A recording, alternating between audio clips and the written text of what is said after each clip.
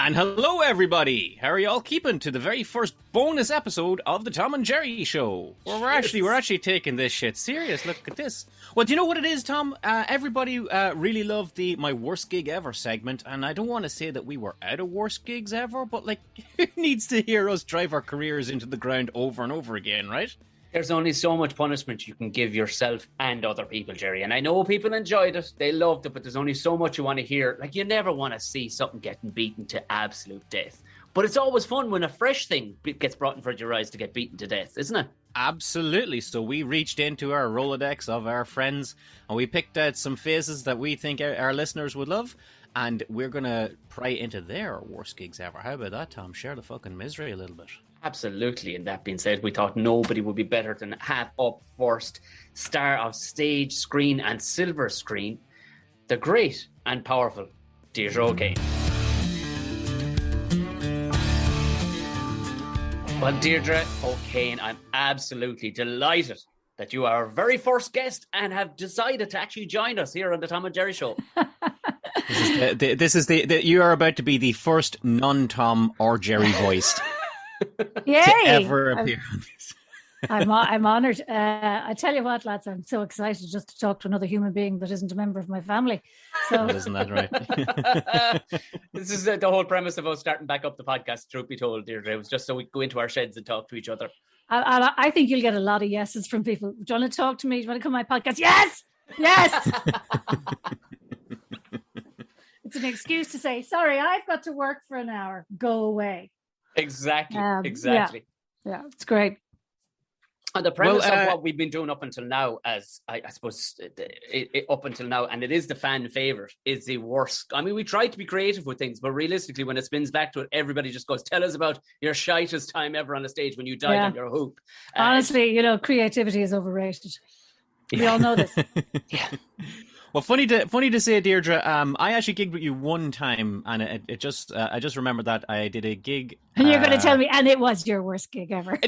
What I was about to say is real simple. It was it was a gig that I'd done one time before, and it was lovely. And I went out before you, and whatever it was just dreadful. Nobody laughed. I was up there for 20 minutes of silence, and I got to tell you, over the 5 series of Tom and Jerry Show, that hasn't made top 10 of worst gigs ever. Really? Wow. Because there's no story there. You went out and people didn't laugh. That's par for the course. That doesn't crack the ice of a worst gig ever. Yeah. I guess you need a few more ingredients, a few personalities. You could have really pinned it on me. Like you should have gone for me. You should have said O'Kane with her fucking middle-aged female audience. Well, to be fair, I opened for you a few times, Deirdre, and while it normally went okay, there was a time in Navan that the front row was looking at me pretty much with views to say, if that fella just doesn't take his clothes off or get off that stage, he's of no use to us whatsoever. Needless to say, rapturous applause when Deirdre arrived on the scene. Now, I have to say that is absolutely not true. You've always done unbelievably well when you've supported me. I know this for a fact because I wouldn't have had you back if you hadn't. Jerry, not so much. I'm really sorry, Jerry. Bad gigs they're painful. Yeah, McBride, what are you going to do? I'll be very honest. I don't have a recollection of it, but I apologize. No, that's the day your village destroyed was the most important day in your life. For me, it was a Tuesday. There is no escaping the bad gigs, and they never go away. Not to the best in the world. No. What have you got for us, Deirdre? We'd love to take a moment away from our own worst gig misery and wallow in somebody else's. I was having a little think about this, and I was so spoiled for choice. I thought I'll offer them 2. Okay, so one story I'm going to tell you was not a bad gig, but the story of getting to the gig, I really was horrendous. I thought I was going to have a stroke. So I was in London and I was working on a TV show and I was filming that day, but I had a gig in the Olympia that night and it was a solo gig, like a headline gig. So the pressure just to be there is pretty immense, okay? I'm getting the sweats just thinking about that, George. Yeah, There's so many factors to go wrong there. Yeah, honestly. If it's your name on the marquee, you just can't dial them up and say, listen, can you get someone else? No, and honestly, with hindsight and experience, I would never I would never do this now. Like there's no way I would consider doing this now. But I was obviously green enough to think we're probably talking 10 years ago. And I obviously just thought I didn't want to give up the day's filming. It was a nice telly job. I was working on a drama for ITV called The Whistleblowers. It was a lovely job. I needed the money, all of the rest of it. And I thought, I'm going to wrap at 5:00 and I need to be in Dublin. Okay, so I'm thinking show starts at 8. I've got a warm up act that's not Jerry, so there'll be loads of laughter. So so he can. I had you down to do 20, do 40. Just keep them on the stage. Listen. That's exactly what happened. So I'm thinking, okay, I can do this. Rapid 5 or 6. Even then, so my flight time. I think I was aiming for the 6 p.m. flight to Dublin, which would get me in at 7. Let's say I get through the airport at 7:30. And I thought if I get to the Olympia at 8:30, I was giving myself an hour. I thought that's fine. We could start at 8:10. The warm-up can do 25 minutes. Then we've got an interval, 9:00. I'm laughing. So I just thought this is totally doable. Cut to on the set of the drama, and we're not wrapped at 5:00. And we're not wrapped at 5:30, and they're still going, and my heart starts. I'm getting the palpitations now because I'm thinking I'm going to miss the flight to Dublin. So I missed that. I missed the first flight, 6:00. So I'm thinking I can still do this. I can get on the 7:00. I can get on the.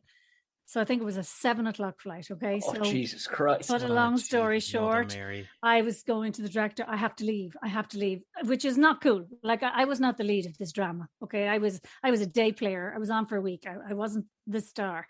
So I'm like, I'm so sorry, but I got to go now. And I did a bit of the agent ring and saying, I said I had to go at 5.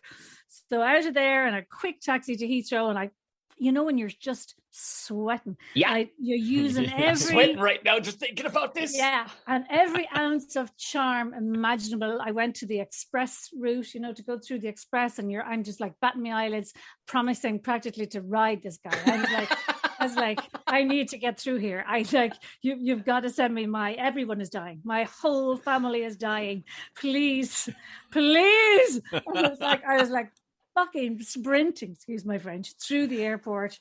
I got on the plane, sat down the plane.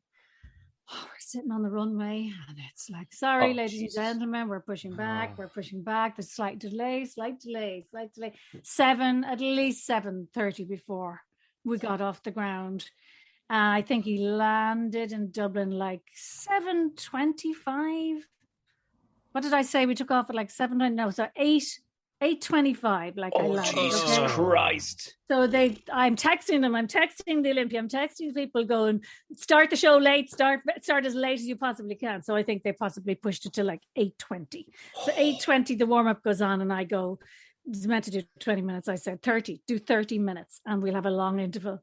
It was this narrow. And in my mind, I'm thinking, if I don't make it, I owe them something like 20 grand. Like double. I had no hope of making that money, but with the cost of returning the tickets and everything else, yeah, that's what you'd have to fork out. So I was under insane pressure. And one of them said to me, we'll send a motorbike courier. The only way you're going to get from the airport, from Dublin Airport to the Olympia fast, is on a motorbike. So I land in Dublin and I start running, and the sweat is pouring off me. I swear to God, I never ran faster in the whole of my life. Right out the door, there was a motorbike revving. He was like revving. It was very rock and roll. Movie. It was very rock and roll. And I get on the seat, and he goes like fucking bat out of hell. It was very exciting, but my heart was pounding. I mean, it was getting close to, it was 9:00. Like it was 9:00 for, and I should have been on the stage, let's say 10 past. I should have been on the stage at 8:35, so it was 9. I think I got to the stage door at 15:15. I think he got me there in 15 minutes. He was Jesus Christ. That's good going. Like lightning. And I always remember stage doors wide open. I didn't say hello to fucking anybody. I walked on. I had my phone in my hand. I said, introduce me. And they introduced me, and I walked on. And the upside of this is I had the best gig I've ever had. So it was my best gig, because I was so pumped. I was so out of my Right. mind with adrenaline, worry, fear, madness that I was just like, hello! I screamed. And I was brilliant. And I remember thinking, Jesus, maybe that's what I need to do from now on. Like, just be really pumped. How do you get yourself to be so psyched up? But yeah, it was, I wouldn't do it again. I wouldn't recommend it. Honestly, I thought I was going to die. I thought we were in for a hairy story there when you said that, oh, well, I was filming in London and then I had a gig in the Olympia. And my first thought was, oh, there's an Olympia in London? Yeah, that was what I was thinking too. I was like, fair play. And then you're talking about, oh, I have to get to the airport. And I was like, what? Oh, fuck, the Olympia. The Olympia we know. So green, so stupid. Oh. Wow, I never, obviously. Any young comics who are listening out there, don't try this at home. No, not a good. And like, you know, if you take away the sort of the quite nice Love Actually montage running through the airport, which I'd say was quite hilarious. Like, when you're on the back of that motorbike gunning it into Dublin, are you like practicing your material in your head? Are you like blasting? I really wasn't. I was just like. I was like looking at my watch. I was like literally looking at every second of the clock. You know, I was looking at the stuff on the plane. Like I was sure I was doing my show prep on the plane because, you know, it's either that or and having a large gin and tonic, which probably helped me as well a little bit. But oh man, what did you drink immediately after you finished that night on stage? Because I can imagine just plugging in just petrol. I think I drank a bottle of fizz from the neck. Yeah, on my own.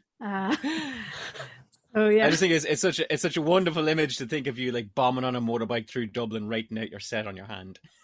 Yeah. No fear of that. It was just, but I had a friend in the audience who said, Christ, you came on stage like a lunatic. I can only imagine the handful of tight situations I've had in that environment. Never before to that extent where it was the Olympia and another country.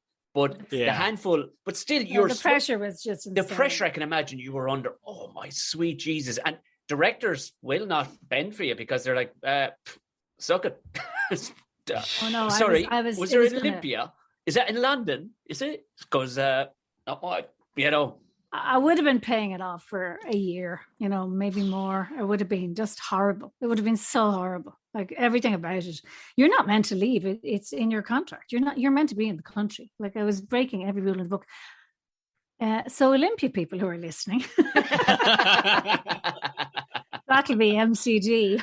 I've learned my lesson. It will never happen again. It's a rookie story. That's rough. Okay, Tom, what do you think? That's pretty rough for worst gigs ever. But you know what? In the upshot of it, you know that would have reached into the pantheon of worst gigs ever if you went through all that and the gig sucked. Yeah. But like it turns out that it was really, really good. So, I'll tell you a gig that sucked. But well, I have that, she says. I have that. They're right here. No self-respecting comic doesn't have a dozen of these. But this one, again, I didn't die my arse, but it was pretty painful. It was rough. It was Best of the Fest in Edinburgh, which starts about midnight. Yeah. And it's always a tough gig because it's late. So we're talking very, very drunk crowd. Everybody picks their choice material. You know, you're not going for your clever stuff tonight. You know, all the dick jokes I ever had. Lol. As you know, I don't have any. But it was just like, okay, this material, it has to be your hit rate, right? Your top hits and nothing less. And I go down. And it's midnight, and I see I'm quite far down the list, like 5 or 6. And there's like, I'm always the only woman on the bill, always. Now that has changed, but only very recently. So at the time, there was never a question of another female being on the bill, and they had me down at like number 6, I think. And then I realized that I was directly after Frankie Boyle. Jesus. Now, Frankie Boyle was, at the time, he had just exploded. I mean, he was Scotland's boy. He had arrived as a star, right? And we are in Edinburgh. So this is virtually, it's home territory. It's like, go Frankie, we fucking love you. And I'm on after him. It was like an exercise in major cruelty. And anyone who knows anything would say, let's not put the female on directly after Frankie Boyle, who's like, going to do really risky material. And it's now 1 a.m. and they're very, very drunk. And I just remember having my head in my hands going, how can I get out of this? How can I get out of this? Will I tell them I'm ill? And David O'Doherty was trying to support me. David was going on I think David was going on after me. And I always remember David going, and David, he's as cool as a cucumber. Yeah. He's a very cool man. He doesn't get, what's the word I'm looking for? He doesn't get rattled. He's cool. He was rattled for me. He was going, this is a tough one, Dee. This is, what can I say? This is a tough one, Dee. Frankie Boyle goes on, and when I say a roar that came out from that crowd, it was like Elvis had come on the stage. Elvis, they went ballistic. And he did like 20 minutes of just gold where he just ripped it, and they went mental. And they said, and now a young woman from Ireland you've never heard of and you don't care about. Let's welcome Deirdre O'Kane. And on I went. And honestly, you know what? I actually survived. I was very proud of myself that I survived, because it was, I thought I'm gonna die here. But I didn't die. I'm going to actually die here. Yeah, for the listeners. I actually die. This is going to be, and the only comfort is going to be David in the wings, because I knew we'd laugh about it regardless, But yeah, I didn't die. They were decent. I had faith in the material, and good material. There was no uproarious laughter now, but there was no get off. I thought this was going to be my moment. They were just going to say, get off, or start talking, the worst of the worst, when you lose the room and start talking to each other. But they held. I cut it pretty short. I'm sure I was going to do 20 and I did, 12 and said, thank you. Good night. And David went out with his keyboard. Yeah, you need a keyboard in a situation like that. Yeah, you absolutely do. Yeah, there's a handful of things you can't follow. Situations like that where Frankie Boyle was in his pomp in Scotland, late in life. You know what I mean? Or best of the fest, I should say. And he's just ripping like 1 o'clock in the morning to a very, very drunken crowd. Like, you just can't. Because right after him, all they want is more Frankie Boyle or chips. You know what I mean? They don't 100%. Want any comedian. Like, no. Good Lord. I know I talked last week or the week before about going on and a very well-known act at the time choosing to go on after the Bandits at a festival, the Rubber Bandits. And again, it was like crickets. It was just a death by 1,000 stairs. People were going, music is as well. Music is really difficult to follow for any comic. We've never loved comics who have guitars and amps and can sing. Feels like cheating, doesn't it? When I gave up stand-up, I thought I was never going to come back. I stopped when I went to live in London. I actually stopped doing stand-up for nearly 10 years. And when I came back, which was only 4 years ago, my first gig was Kilkenny, was Cat Laps, and I followed Rich Hall, who had a guitar, and took the roof off the place. And I remember having a moment of, well, you wanted to come back. You just better deliver, bitch. Whose fault is this? Honestly, it was like a baptism of fire. It was like, okay, I'd forgotten how tough this game is. But, was you all right? Fine. Yeah. It was good. It was good stuff. That was actually a very endearing moment, because having been away for so long, you think you've been forgotten. You really do. Yeah. And it was such a warm welcome, and it was a great gig. And after Rich with a guitar, I thought, okay, I haven't forgotten how to do this. So you felt back in love with stand-up. I did. I really did. So if you ever feel like taking a break, it's just in there. It's like riding a bike. It'll never go away. Or a motorbike at 100 miles an hour down the M50. Yeah. We've all kind of taken a break for the last year, whether we wanted to or not. So, hence why podcasts are popping up. But that being said, thank you very much for your 2 amazing stories. But the reality of everything is that people are going to get even more Deirdre in their ear holes in the coming weeks. Isn't that right? Oh, I'm joining the podcast world. Am I too late? Nope. There's room. Yeah. It's only getting going. Okay, God, it's just insane how much there is. But however, so the Deirdre O'Kane podcast is going to land. It's going to drop because that's what I meant to say. Yeah, that's what you're supposed to say. It's going to drop on the 13th of May, man. So me and two mates, Sarah Jane Drummy, who's an actress from Tralee turned filmmaker, and lives in Madrid. And my friend Eva Berthistle, who's an actress turned filmmaker who lives in London. So we're a London, Dublin, Madrid Zoom podcast for the first bit because they're both returning to Ireland in about a year. But yeah, we've been friends for a long time. So that's it. We're gonna join the fray. And what's your podcast called? If people want to look it up, what did they search in? I mean, Deirdre O'Kane will get it, I'm sure. Well, it's the Deirdre O'Kane podcast with SJ and Eva B. So yeah. That'll do. Fantastic stuff. Well, that's from the Tom and Jerry Show School of Naming Podcasts. I adore the name of this podcast. I mean, it's perfect. It's just like they're the comedy gods. Podcast. That's it. There you go. They were the comedy gods. My father loved nothing better ever in his life than Tom and Jerry. He used to fall off the sofa crying with laughter looking at Tom and Jerry cartoons, and I was raised on that, so it's got a special place in my heart. Excellent. We can't mention them too much on the podcast in case it sets up alert and we get pulled out. Just Jerry with a G over here. With a G. Keep it with the G. You know, we'll put the link of Deirdre's absolutely podcast yes, in the we will show indeed. notes. So just click on through, hit subscribe on whatever platform you're on, and share it with your friends. Deirdre O'Kane, this has been an absolute joy. Thank you so much for coming. Thank you Pleasure. so much. That was brilliant. I enjoyed reliving the horror.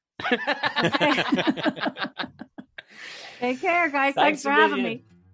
Oh, you know what, Tom? It's nice to hear that other people go through the same things we go through. It really is. Oh, it's like being at an AA meeting or something there, wasn't it? We were all virtually holding hands, just talking about the horrors and stresses of it all. But in all fairness, it had to be done. And I think it's cathartic. Is that the word I'm looking for? Cathartic. Cathartic is the exact word, Tom. And I tell you what, if you folks would like more podcast catharticism, possibly not a word, well, hey, regular episodes of Tom and Jerry Show are rolling on. Season 5 is underway. I think we're rolling into episode 2 of season 5. We'll be back for you on Monday. And if you tune in then, you'll learn who next week's bonus guest is. Exactly. But you know what? Bonus guest? Guest on the bonus episode. Guest on the bonus episode. Yeah. People just like free stuff, Jerry, and free bonusy stuff sounds even better. So don't you worry about fluffing any kind of lines. Let's be honest. You know what it is, Tom? It's still not, second nature me to be talking about someone other than myself on this podcast. That's why I'm flubbing my lines a little bit. And here's someone else. Wait, that doesn't sound right. But yes, if you tune in to episode 2 of season 5 on Monday, then you'll find out who our guest is next week. And it's a good one, Tom. It is, of course. Now, as Deirdre was saying, 13th of May, her first episode drops. So do go find that. You know it's going to be good crack and jollies throughout. With our podcast, we would ask that you like, rate, and comment. The rating being 5 stars. We don't need to know about anything other than that because it helps other people find it. And Jerry, we're impeccable. Our listeners have been impeccable. We have a solid average 5 star. Not even one trying to give us a 4 star. Every single rating so far has been 5 star. We are absolutely A grade plus platinum, black card, straight to the top of the queue. DJs playing our songs. That's how hot we are right now. Keep it up, ladies and gentlemen. Don't come along and say, I'll give them a 1 star for the crack. We're not going to laugh at that. Nobody enjoys an asshole. Especially us. That's not true. You do. But it's of no benefit to anybody. Don't be a dick. And nobody has been a dick, Jerry, because we have nothing but sound listeners. Wonderful stuff. Well, listen, Tom, let's let the good people go there. Remember to find us on all social medias. Tom and Jerry with a G. If it's not a mouse, it's probably us. And other than that, we'll see you back here on Monday. Good luck and thanks.